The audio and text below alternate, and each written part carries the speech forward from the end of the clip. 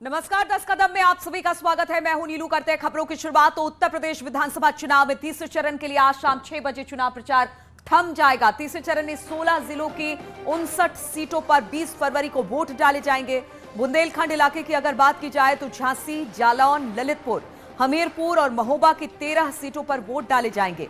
वहीं अवध क्षेत्र के कानपुर, कानपुर देहात, औरैया, फर्रुखाबाद, कन्नौज और इटावा की कुल 27 सीटों के लिए मतदान होगा।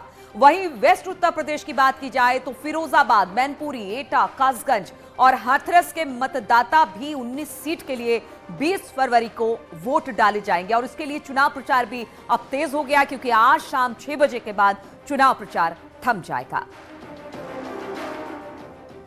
और तीसरे चरण में कई दिग्गजों की प्रतिष्ठा दांव पर लगी है। और इस दौर में कौन कौन से वीआईपी सीटें हैं, जरा वो भी हम आपको बता देते हैं। कौन कौन से वीआईपी उम्मीदवार हैं आप देख सकते हैं। करहल से अखिलेश यादव जो हैं वो वीआईपी उम्मीदवार, क्योंकि सबसे हॉट सीट ये मानी जा रही है इस चरण की। करहल से बीजेपी के जो प्रत्याशी होंगे वो एसपी सिंह बघेल होंगे, जो कि अखिलेश के सामने होंगे। जसवंत नगर से शिवपाल यादव यहां पर अपनी किस्मत आजमा रहे हैं। वहीं पर अगर बात की जाए अगले प्रत्याशी की तो सादाबाद से रामवीर उपाध्याय यहां पर चुनावी मैदान में दिखाई देंगे। इसके बाद फर्रुखाबाद सीट की बात की जाए तो लुइस खुर्शीद यहां से दिखाई देंगी चुनाव लड़ते हुए। तो ये वीआईपी सीटें हैं जिसका हाल हम आपको बता रहे हैं। सिरसागंज से हरिओम यादव भी चुनाव मैदान में होंगे। और आइए अब आपको बताते हैं कि इन जगहों पर पिछले चुनाव में कैसा रहा है पार्टियों का प्रदर्शन। तो जरा वो भी देखिए। तीसरे चरण में यादव लैंड के कई जिले आए, जो कहा जा सकता है कि समाजवादी पार्टी का गढ़ था। लेकिन अगर 2017 के प्रदर्शन की बात की जाए तो बीजेपी ने यहां पर जो कहते हैं ना कि एक यादवों का किला था, उसे ढहा दिया था। यानी 2017 में बीजेपी ने 59 में से 49 सीटें अपने नाम की थी। और ये बहुत बेहतरीन प्रदर्शन बीजेपी का था। एसपी कांग्रेस गठबंधन को सिर्फ 9 सीटों से ही यहां पर संतोष करना पड़ा था। यानी अपने ही गढ़ में एसपी के लिए खराब प्रदर्शन था। अब एसपी के सामने अपना गढ़ बचाने की एक बड़ी चुनौती होगी। और जबकि अखिलेश यादव यहां पर चुनाव मैदान में है, अब बीजेपी के सामने पिछला प्रदर्शन दोहराने की चुनौती होगी, क्योंकि कहां वहां 49 सीटें। और अब देखना होगा कि अखिलेश जब करहल से चुनाव लड़ रहे हैं तो बीजेपी क्या अपना वो पुराना प्रदर्शन दोहरा पाएगी, ये एक बड़ा सवाल है। तो तीसरे चरण की कौन कौन सी सीटें हैं, कहां पर किस तरह का प्रदर्शन रहा, उसका हमने गणित दिखाया है। और उत्तर प्रदेश में चुनाव प्रचार चरम पर है। आइए अब आपको बताते हैं कि आज कौन कौन से दिग्गज कहां से चुनाव प्रचार करते दिखाई देंगे। तो तस्वीरें हम आपको दिखा रहे हैं। रामनगरी अयोध्या के दौरे पर बीजेपी अध्यक्ष जेपी नड्डा रहने वाले। हालांकि यहां पर चौथे चरण में मतदान होना है, लेकिन आज जेपी नड्डा यहां पर रहने वाले। सीएम योगी मैनपुरी, कानपुर नगर, उन्नाव और लखनऊ में अपनी जनसभा करते दिखाई देंगे। अखिलेश भी जालौन, कानपुर नगर, उन्नाव में जनसभा को संबोधित करेंगे और अपने प्रत्याशियों के पक्ष में वोट मांगते नजर आएंगे। राजनाथ सिंह की बात की जाए तो राजनाथ सिंह लखनऊ में कई जगह पर उनकी आज जनसभाएं होनी है। इसके बाद बात करेंगे केशव मौर्य की। तो केशव मौर्य आज कहां रहने वाले वो भी हम आपको दिखा रहे हैं। झांसी, ललितपुर और रायबरेली दौरे पर आज केशव मौर्य रहने वाले हैं। जबकि स्वतंत्र देव सिंह का बांदा, झांसी और जालौन का दौरा होने वाला है, जहां पर वो कई जनसभाओं को संबोधित करेंगे।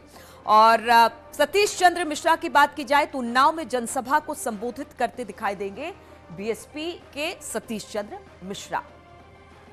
और वहीं सीएम योगी की अगर बात की जाए तो वो आज समाजवादी पार्टी के गढ़ मैनपुरी में बीजेपी के पक्ष में माहौल बनाते नजर आएंगे। सीएम योगी आज सुबह 11 बजे पहुंच जाएंगे मैनपुरी, जहां पर करहल में दोपहर 12 बजे, यानी अखिलेश जिस सीट से प्रत्याशी है वहां पर 12 बजे पहुंचकर एक रैली करने वाले हैं। और एसपी सिंह बघेल के लिए ये रैली होगी, यानी कि वहां से जो प्रत्याशी हैं बीजेपी के लिए और उनके लिए वोट मांगते बीजेपी दिखाई देगी, यानी सीएम मुख्यमंत्री दिखाई देंगे। और इसी पर बातचीत करने के लिए हमारे साथ हमारे तमाम सहयोगी इस वक्त जुड़ गए। केबी शुक्ला अयोध्या से, अमित शुक्ला करहल से, पवन गौड़ मैनपुरी से, अमित गंजू कानपुर से, अलाउद्दीन अयू लखनऊ से, अनुज गुप्ता उन्नाव से हमारे साथ जुड़ गए हैं। लेकिन सबसे पहले अमित शुक्ला के पास ही चलते हैं। अमित, आज करहल में सीएम योगी रहने वाले हैं और अखिलेश यहां से प्रत्याशी हैं, पहली बार विधानसभा चुनाव लड़ रहे हैं और ये तो यादव लैंड कहलाता है, तो किस तरह की धमक वहां पर?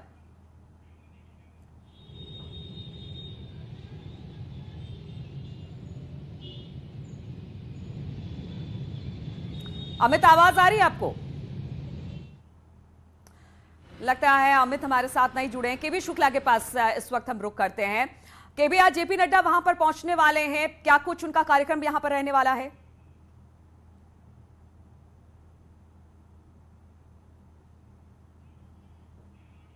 विधानसभा है, 3 विधानसभा में जेपी नड्डा आज रैली करने जा रहे हैं। जो प्रत्याशी हैं उनके समर्थन रैली करेंगे। सबसे पहले वो 11 बजे अयोध्या पहुंचेंगे। ये आप देखते हैं ये छतरी बोर्डिंग का मैदान है जहां पे ये 11 बजे जेपी नड्डा पहुंचेंगे। इसके साथ ही मिल्कीपुर विधानसभा और फिर रुदौली विधानसभा 3 इनकी जनसभाएं आज होगी। हालांकि विधानसभा 5 है लेकिन 3 विधानसभाओं का रैली करेंगे। उम्मीद भी की जा रही है कि सबसे पहले वो रामलला का दर्शन पूजन करेंगे। दर्शन करने के बाद सबसे पहले 11 बजे यहां पहुंचेंगे।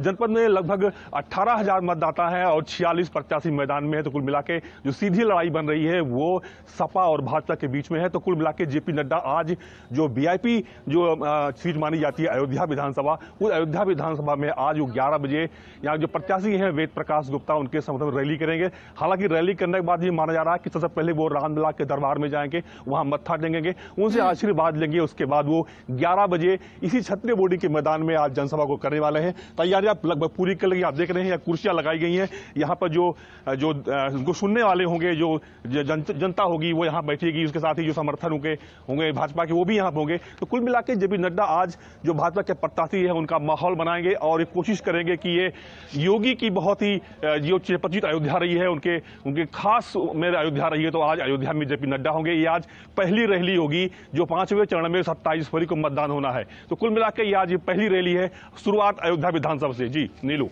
ठीक है, तो हालांकि चौथे चरण में यहां पर मतदान होना है, लेकिन एक के बाद एक रैलियां और जनसभाएं हो रही हैं। पवन गौड़ इस वक्त मैनपुरी से जुड़े हैं क्योंकि तीसरे दौर का जो मतदान होना है वो इन्हीं क्षेत्रों में, इन्हीं जिलों में होना है और आज सीएम योगी वहां पर पहुंच रहे हैं। पवन, वहां से आप क्या दिखाएंगे, किस तरह की तैयारी है? क्योंकि इस यादव लैंड में मैनपुरी में आज पहुंच रहे हैं सीएम योगी, तो तैयारी किस तरह से?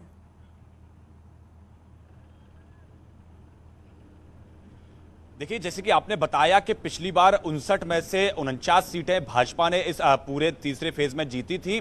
तो इस बार समाजवादी पार्टी के सामने चुनौती है अपने गढ़ को वापस पाने की, क्योंकि लगातार अगर मैनपुरी की बात करें तो आज योगी आदित्यनाथ की 2 बड़ी सभाएं पूरी मैनपुरी जिले के अंदर होनी है। पहली मैनपुरी सदर जो विधानसभा है उसके लिए होनी है और दूसरी तकरीबन 12:30 बजे करहल, जहां से अखिलेश यादव खुद प्रत्याशी हैं, वहां उनकी सभा होनी है। मैं आपको पीछे की तैयारी अपना दिखाना चाहूंगा कि मंच जो है वो तैयार हो चुका है। तमाम जो आप देख सकते हैं कि लोग जो है सुरक्षा से जुड़े कर्मचारी हैं वो यहां मंच की तैयारियों का जायजा ले रहे हैं, मंच को तैयार कर रहे हैं, कुर्सियां लगाई जा रही हैं जनता के लिए। अब जनता आएगी, जैसे जैसे टाइम बढ़ता जाएगा वैसे वैसे लोग आते जाएंगे और सभा में जुड़ते जाएंगे। तो बीजेपी पूरी तरह तैयार है किस तरह से लगातार अखिलेश यादव को उन्हीं की सीट पे घेरा जाए। आपने कल 2 बड़ी पिक्चर देखी, एक तरफ पूरा यादव परिवार एक पूरी तस्वीर में था जहां मुलायम सिंह यादव हो, शिवपाल यादव हो, अखिलेश यादव हो, तमाम जो और सदस्य हैं यादव परिवार के। दूसरी तरफ गृह मंत्री अमित शाह एसपी सिंह बघेल के लिए चुनाव प्रचार करते दिखे। तो कहीं ना कहीं पूरी कोशिश है एक संदेश देने की। जब पिछली बार चुनाव हुआ था तो शिवपाल यादव अलग चुनाव लड़ रहे थे, अखिलेश यादव अलग चुनाव लड़ रहे थे, लेकिन इस बार इस पूरे यादव लैंड को एक साथ एकजुट रखने के लिए एक तस्वीर कल पेश की गई यहीं करहल विधानसभा से कि यादव परिवार पूरा एक साथ है और फिर से जितनी भी जो वोट स्प्लिट हुआ था वो इस बार ना हो, ऐसा संदेश देने की कोशिश की गई थी।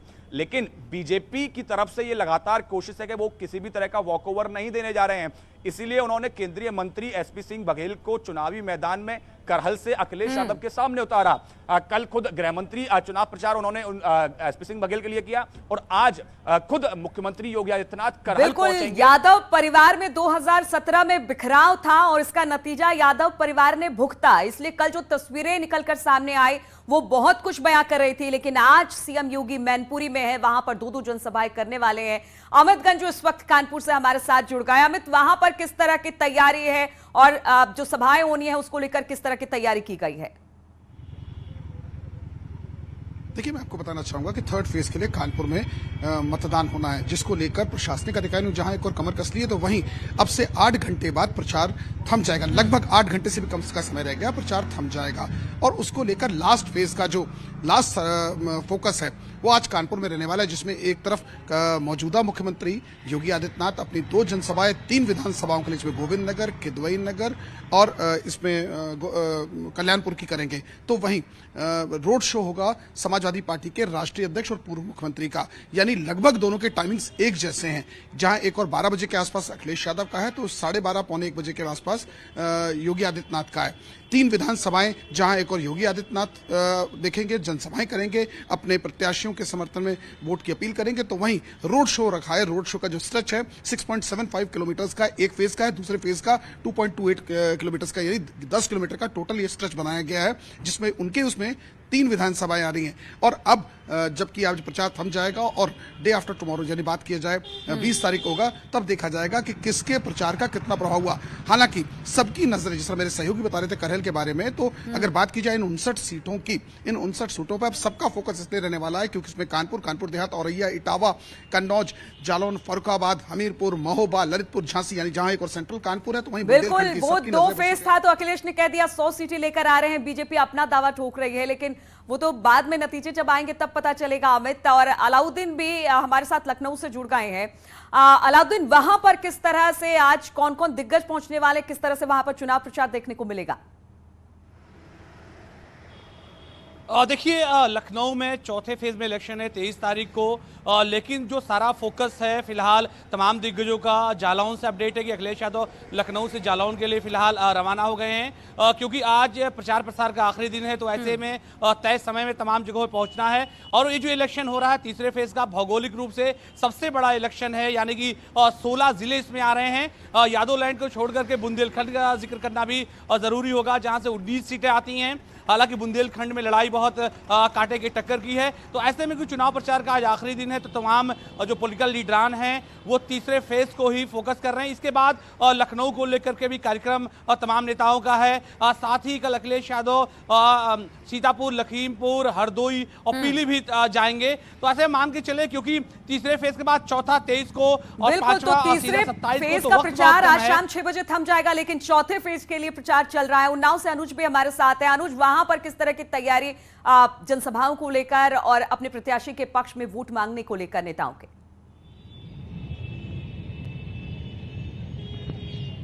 देखिए, आज उन्नाव में जो रैलियों का दौर है, 4 रैली होने वाली है, जिसमें सपा अध्यक्ष अखिलेश यादव, सीएम योगी आदित्यनाथ और बसपा महासचिव सतीश चंद्र मिश्रा की रैली है। आपको बता दें कि जो सफीपुर सुरक्षित विधानसभा है, वहां पर सतीश चंद्र मिश्रा रैली करेंगे। इसके साथ ही भगवान नगर सीट पर भी सतीश चंद्र मिश्रा रैली करने वाले हैं। वहीं अगर अखिलेश यादव की बात करी जाए, तो जो मोहान से सुरक्षित सीट है उसमें अखिलेश यादव रैली करने वाले हैं, क्योंकि यहाँ पिछड़ा वर्ग का वोट बहुत अधिक है, जिसको साधने की पूरी कोशिश सीएम योगी द्वारा की जा सकती है, जो अखिलेश यादव द्वारा की जा सकती है। वहीं अगर भगवान नगर सीट की बात करें, तो ये पूर्व में विधानसभा अध्यक्ष हृदय नारायण दीक्षित की सीट है। इस बार हालांकि वो चुनाव नहीं लड़ रहे हैं, तो यहाँ से एक बड़ा मैसेज जाएगा, वो उन्नाव की सभी 6 विधानसभाओं में जाएगा, जिसको लेकर कार्यकर्ता भी पूरी तरह से तैयारियों में लगे हुए हैं, अंतिम रूप बिल्कुल अनुज, तो कहा जा सकता है शाम 6 बजे प्रचार तीसरे चरण का खत्म हो जाएगा। इससे पहले तमाम दिग्गज नेता और पार्टियां अपनी पूरी ताकत झोंकना चाहते हैं। बहुत बहुत शुक्रिया आप सभी का हमारे साथ जुड़ने के लिए।